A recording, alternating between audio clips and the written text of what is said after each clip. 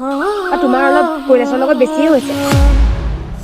মোক চিনি পাবলৈ বহুত বাকী আছে। প্ৰেমৰ চিকাৰত নামিছোহে।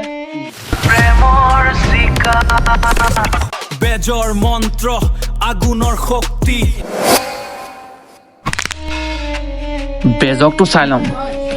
প্ৰথমতে অলপ হিয়াৰ লগত হিয়া খেলিব লাগিব।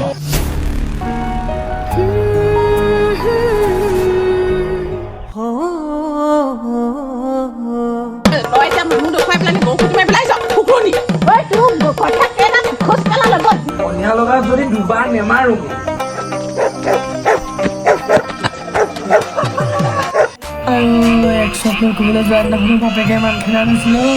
কথা মই কিন্তু বুজি নাপাওঁ দেই, মই এতিয়া আহিলোহে আৰু। যোনে ৰ'বাচোন।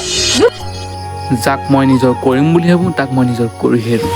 মহানগৰীত এটা চাঞ্চল্য হৈ থকা ডাষ্টবিনত উদ্ধাৰ হৈছে এটা মৃতদেহ।